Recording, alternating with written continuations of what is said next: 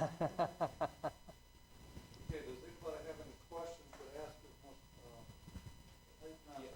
Chair, I'll ask one. I just, this is with the Board of Justice, a lot of times it's an appeal situation. And, you usually have guidance from the lawyer and the law, and it's not necessarily about, what you want, it's about how the process is done. And I mean, I always ask this to everybody. I assume you would follow the process that the town and any legal advice we got from Hood or anybody else. So Absolutely. I just want to say, I think it's commendable of you wanting to involve yourself in town activities. We appreciate that. We really do. I'd like to add my support too. And we have a very capable applicant for this position. Very Yeah, I honored. don't have a question. I just looked at your application and resume and cover letter, and thank you for stepping forward. Next, do you have any questions for us? No, Well, the one thing I did see is I think they meet on an, I guess, an as-needed basis, but just based on this historical data, would you have an idea how that usually ends up? Person for Board of Adjustment, sorry? I mean, the Yeah. liaison. Over the last year and a half, it's been anywhere from 3 to 4 times a year, spread out. It could be more, obviously. Maybe, in fact, we're going to have one on the 14th, I believe, of September. I will send an email tomorrow along with the Board of Adjustment, how it's laid out in the UDO, and you'll be receiving a packet for that meeting. Absolutely. Okay.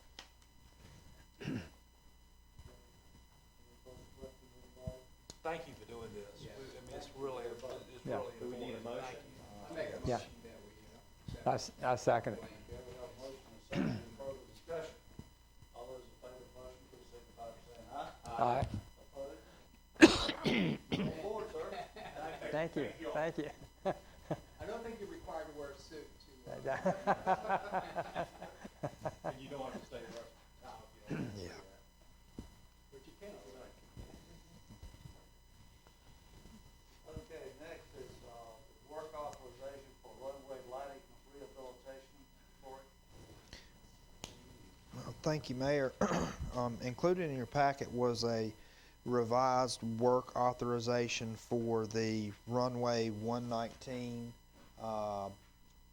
lighting project. If you remember earlier this calendar year, we had been working with the state to combine the paving as well as the lighting project into one single project, one single bid, one single contractor, etc. Over the last 60 days, we've been back and forth with the town's airport engineering firm and the Department of Aviation, and they have opted for us, for financial reasons, to separate the two projects, to allow the lighting to go ahead and get started. So what you see in your packet tonight was something that we had originally combined, but DOT's Department of Aviation wants us to parse that back out. The project doesn't have any financial impact to the town. All we're simply doing tonight would be approving the revised runway 119 lighting project to only include the scope for the lighting project. We'll come back at a later date with the same when we come back for the 119 runway paving project. So this is... Corey, is that because the bids, did a bid come in too high to do both projects? Or? There was some of that. We didn't receive any bids, but at least initial estimates bundling them did show a cost increase. We knew we could get the lighting done at a reasonable price. DOT Aviation also knew that. So unbundling the project and getting someone who specifically does that versus someone specifically going for a bigger project that also includes lighting would be some savings for the state and the town. Okay. And it is my recommendation that council do approve the work authorization as presented. This be a brighter light, brighter I, illumination. I think it should put us in updated requirements. Yes. Yeah. Which is a better lighting. Yeah. But, just certain features about it are now required. yeah, and I couldn't, That's my understanding. yeah, and that's correct, but I couldn't, Yeah. I couldn't tell you if it's a 5,000 lumen lamp versus a 10,000, like I don't know, but it is to catch us up to a more, relevant Updated standard, standard, yeah. And this does require action, so I will entertain a motion. Second. Second. We have a motion and a second. Any further discussion? Hearing none, all those in favor of the motion, please signify by saying aye. Aye. Opposed? Motion carried. And the next is the financing proposal for a 2023 sanitation truck. And Corey, I'll call on you again. All right, well, thank you, Mayor. To provide you an update, the finance director did request financing proposals from multiple banks to purchase the new sanitation truck that was included in the 2023/2024 fiscal year budget. The purchase price for the proposals was $221,500. From that request, the town received two proposals, of which both were for Southern Bank, and actually one declined from First Citizens. Of the responses that we've got back, the 10-year note versus the 15-year note from Southern Bank, myself and Virginia recommend that council approve the 10-year term for the purchasing finance. This will be a savings of about $35,000 over the term of the loan. When you look at the difference in the two annual payments, the small $6,000 to $8,000 difference that's there over the years versus the interest savings, ultimately based on what we received, the 10-year note makes the most sense. It's the lowest interest, it's the lowest term, and Virginia is here tonight also to answer any questions you may have. But you know, we did our due diligence. We submitted the RFP like we were looking for. We only got two proposals back, of which, you know, they were both from Southern, and we do recommend the 10-year note. Mayor, make a motion, we approve the 10-year term. Okay, Second. we have a motion and a second. Any further discussion? Hearing none, all those in favor of the motion, please signify by saying aye. Aye. Opposed? Motion carried. All right, the next item D is real property, which we discussed in closed session. Does require action. Anything further you need to say on that, Corey? Okay. I'll entertain a motion. So moved. We have a motion and a second. Any further discussion? Hearing none, all those in favor of the motion, please signify by saying aye. Aye. Opposed? Motion carried. All right, and that concludes our special meeting, and we'll now go into our committee meetings, and the first one is the Administrative Committee, and that's chaired by Councilman High. Thank you, Mayor Stallings. Yeah, we just have one matter to consider tonight, and that is a proposed change to the fire department residency requirements. As it currently exists, our residency requirements for the fire department is such that it requires our firemen, both paid and volunteer staff, to reside in the fire district. We have been requested by the fire chief to consider changing that so it reads that our staff, both paid and volunteer, would reside within 30 minutes of the fire station. You recall within the last couple months we made a similar change for our electrical linemen, and Chief Bass reported to us that it is primarily intended to help with the recruitment and retaining our paid and volunteer staff. The pool is fairly tight in this area of the state to have fire, both paid and volunteer firemen, and this would help in his recruitment efforts and also help us retain more firemen. The recommendation, as I said, comes at the request of Chief Bass. Also, the town administration, including the town manager, recommends that we approve that. I'm not sure that we've got any objections to that, so I would just ask that we move this forward to the September full meeting with the recommendation that we pass this change, allowing for our firemen to reside within 30 minutes of the fire station. Does that 30 minutes require them to stay within the speed limit? I don't see that in the fine print. I think that this just, really reiterates the fact that we need some workforce housing. Absolutely. Yes. Absolutely. What does this mean for our fire protection with the additional time in there? Does that set us back in terms of our response time? I don't think that'll change that at all. That's changed by other things, but I don't think that's going to change anything as far as the fire department rating. That's what your question Yeah. was. Yeah. No, it should be no impact, Mayor. Huh? No Yeah. impact. Yeah. All right, the next is Utilities Committee, and that's chaired by Councilman Bond. Thank you, Mayor. One project here, electric and water utilities customer service policy review.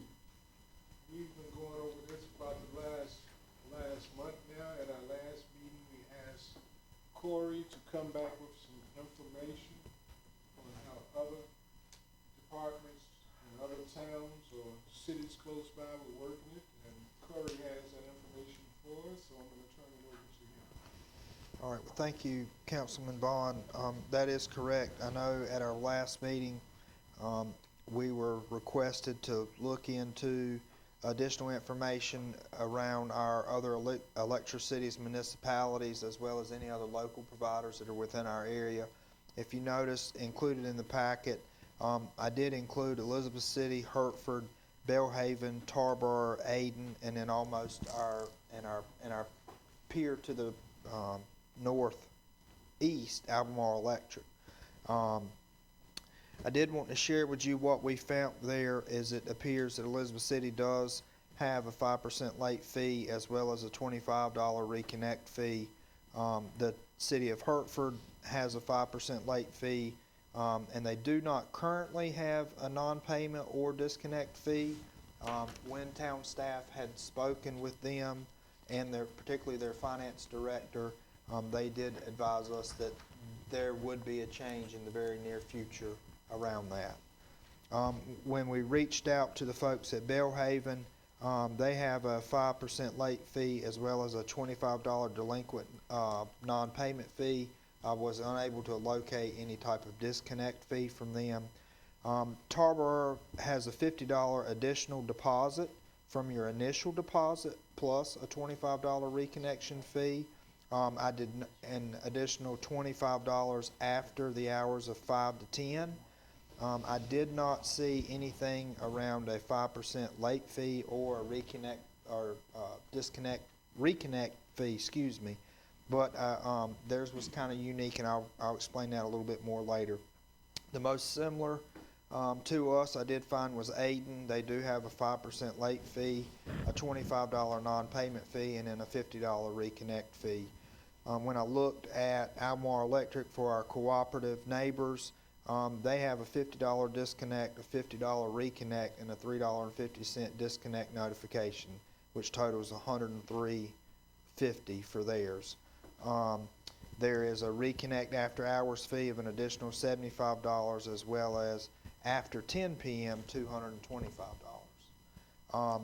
Considering all that, one of the things that I did want to share with the group, because I know we were kind of torn on what to do with the $25 non-payment fee.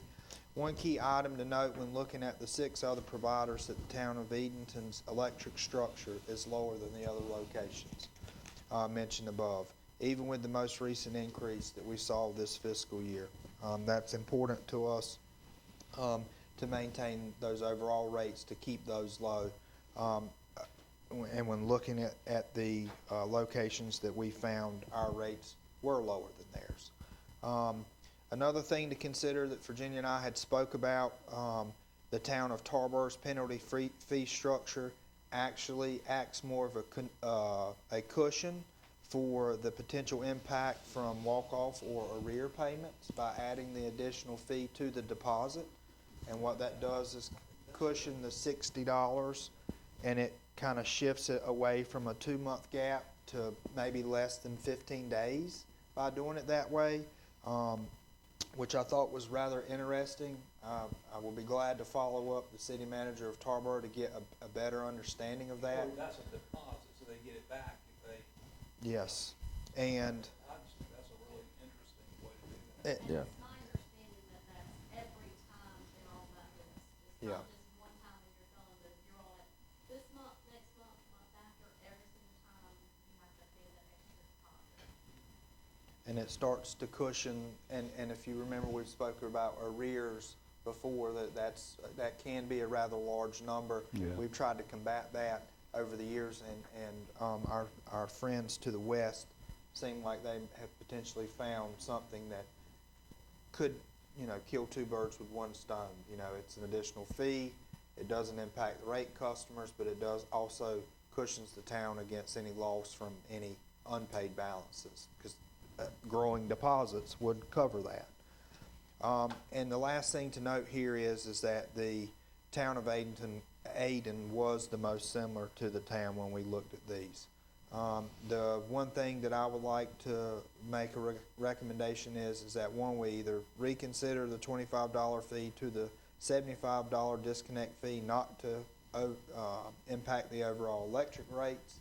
I think that electric rates in the 6 of the locations that we talked about are higher because they're built in there. Or 2, that we look at adding a portion of the $25 fee towards the deposit, similar to what Tarboro does, and that it's basically set aside for that account. Yeah, so my question would be, I know that we've had this thing on so many times, you probably want to go ahead and put it to bed, but I think it'd be great if you reach out to the city manager of Tarboro. I think that's, the customer gets some money back if they do what they say they're gonna do, so it's not punitive, because I hate the people that really don't need something punitive, or the people getting their power cut off, and so it lets them have that responsibility. I think that's a really interesting idea that we've never thought about before. So explain to me again how it works. So clarity. if an individual were to get on the disconnect list that's near the 15th of the month, where we're physically going out to cut off, the $50 fee, $50 of the $75 that they would be charged goes towards their deposit, so their deposit starts to increase, and there is a $25 piece that covers the reconnect cost. So it's still a $75 fee. 25 goes, towards the expenses that the town had for physically going out there, and the $50 helps allow that individual to build a cushion, if they pay out their last bill with their deposit. And so it's almost a savings model for the customer. It's still the same $75 that we see currently.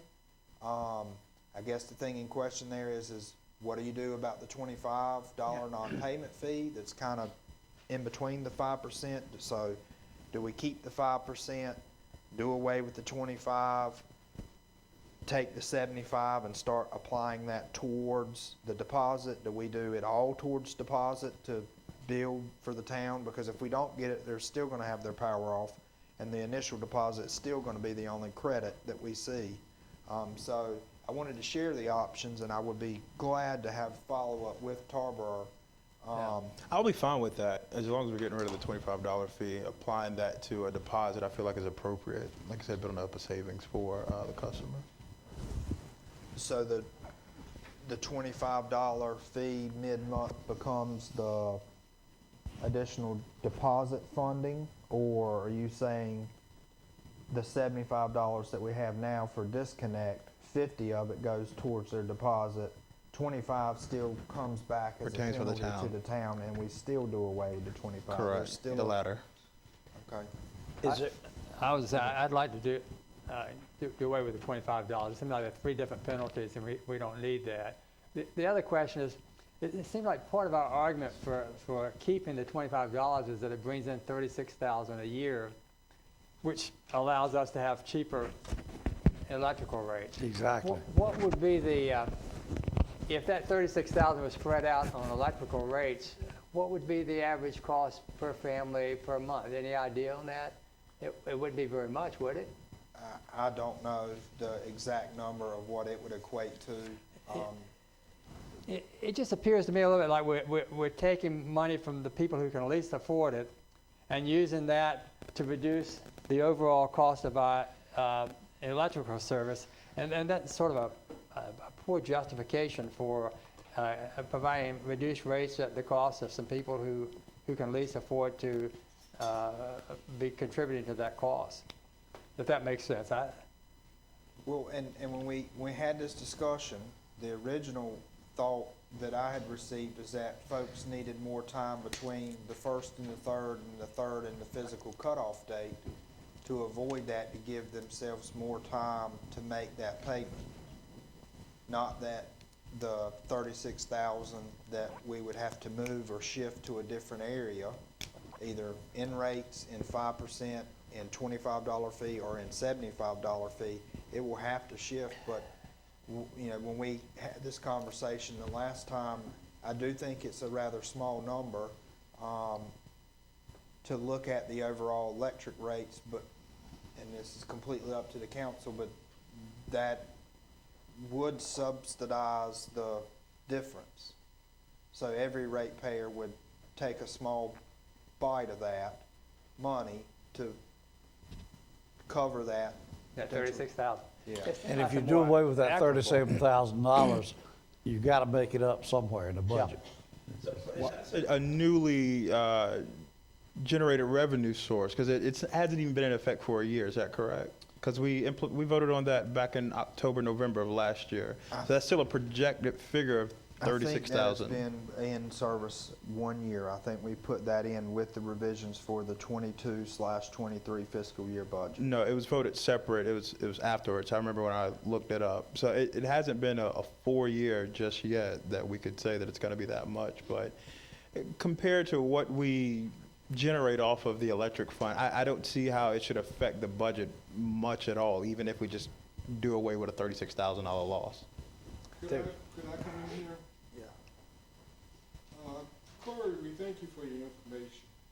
We can't take any action on this tonight. We're gonna have to push it up to Regular full council. council. September 12th. Next council Good meeting in point. Good September. point, yeah.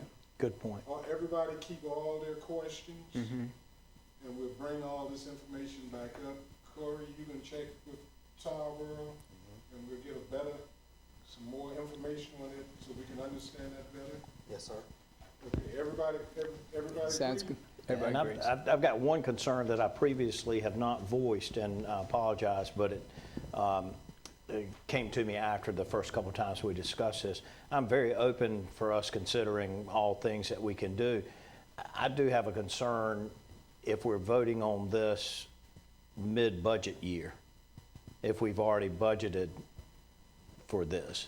That does not say that I'm against anything that we're talking about, but we've budgeted that we have certain revenue coming in and we're changing it midstream. So I wanted to say that.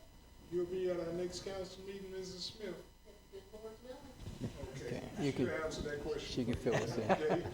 Could I ask one question? Should we put it on the That's next? the only time I've seen Elton provide leadership to Put it on the them next. since I've been Or here. do you think we'll be ready to vote on it, or do you think we should flip it to the September? That's good, though. I'll be glad to provide the information from Tarboro to see how that is. Virginia and I will work through a full financial breakdown of what $36,000 equates to when we talk about dollars per kilowatt to share for Roger's concern. I think we can have that full. You would do picture. this prior to September 12th meeting? Yeah, and I'll include it as an update in the September packet. 12th. Yeah, that's fine. If everybody's not fully understanding what's going forward, then we can always push it back a little further. Okay? It can be tabled. But Hack's got a very valid point. The budget is set. It's And set. is set. And if we do away with a $37,000 budget item, we got to make it up somewhere. And no budget amendment can handle this, right, No. Mayor? No. Okay. And the only thing I want to note here is that the non-payment fee for us, when we talk about operations, typically will take what would typically be a large number on the cutoff list, which is a little later in the month.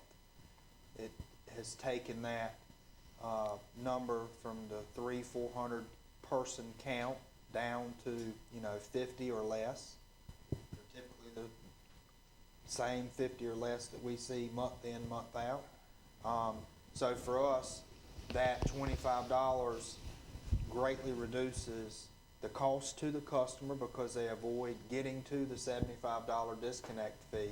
And for us, it reduces the number of potential customers that the electric department will physically go out by the 15th to cut off in the field. So you were saying push it forward to the, We can push it forward to the full council. all right, sir? September.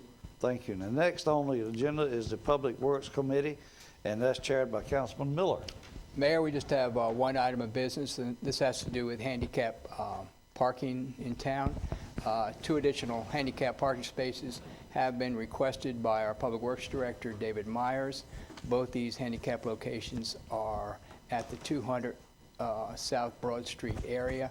One handicap space would be located near the West Queen Broad Street crosswalk bordering the Southern Bank parking lot. And the other space is where Emilio's restaurant currently has their pickup space.